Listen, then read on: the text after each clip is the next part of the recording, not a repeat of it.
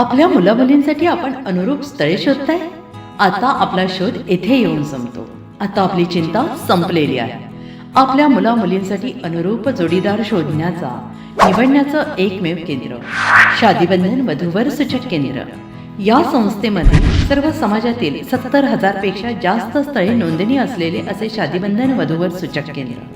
संपूर्ण महाराष्ट्रात आणि कर्नाटकात प्रसिद्ध असलेले एकमेव वधूवर सूचक केंद्र म्हणजे शादीबंधन वधूवर सूचक केंद्र, ज्यांच्याकडे आहे सर्व समाजातील सर्व जाती आणि पोटजातीतील 70,000 पेक्षा जास्त स्थळांची नोंदणी.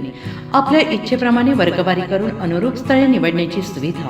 एक वेळा जोडले जा आणि आपलं जीवन सफल करून घ्या. हजारोंनी याचा लाभ घेतला आहे. आपणही आपल्या मुलामुलींसाठी, विधूर, विधवा, वयस्करांसाठी योग्य स्थळांची निवड करा. एक सुवर्ण संधी घेऊन येत शादीबंधन. आजच संपर्क करा. शादीबंधन वधूवर सूचक केंद्र, लोकसंदेश न्यूज ऑफिस समोर, महाराष्ट्र स्क्रॅप जवळ, 100 फुटी road, Sangli. Pincode 416416. Customer care number 9922864545. आमच्या वेबसाईटवर स्थळे पहा. आमची वेबसाईट आहे www.shadibandhan.in.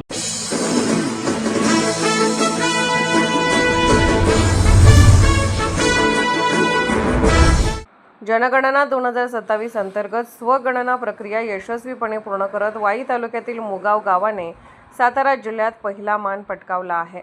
ग्रामस्थांची एकजूट, महसूल विभागाच्या क्षेत्रीय कर्मचाऱ्यांचे नियोजन आणि प्रशासनाच्या प्रभावी मार्गदर्शनामुळे ही प्रक्रिया अल्पावधीत पूर्ण झाली.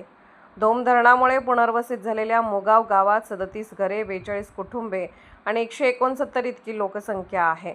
लोकसंख्या मर्यादित असली तरी प्रत्येक घरापर्यंत पोहोचून डिजिटल माध्यमातून स्वगणना प्रक्रिया पूर्ण करणे प्रशासनासाठी आव्हानात्मक होते. मात्र प्रांताधिकारी डॉ. योगेश खरमाटे यांच्या मार्गदर्शनाखाली तहसीलदार सोनाली मेटकरी यांनी यशस्वी नियोजन करत ही मोहीम प्रभावीपणे राबवली. ग्राम महसूल अधिकारी संतोष जगताप आणि मंडळ अधिकारी विश्वनाथ कांबळे यांनी प्रत्यक्ष गावात जाऊन नागरिकांना स्वगणनेबाबत मार्गदर्शन केले. तसेच सरपंच सविता विष्णू सोंडकर यांनी ग्रामस्थांना सक्रिय सहभागासाठी प्रेरित करत प्रक्रियेला गती दिली.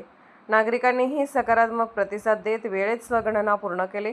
डिजिटल प्रक्रियेदरम्यान उद्भवणाऱ्या तांत्रिक अडचणींवर मात करत मुगाव ग्रामस्थांनी डिजिटल इंडिया या उपक्रमाला प्रत्यक्ष कृतीतून पाठबळ दिल्याचे प्रशासनाकडून सांगण्यात आले.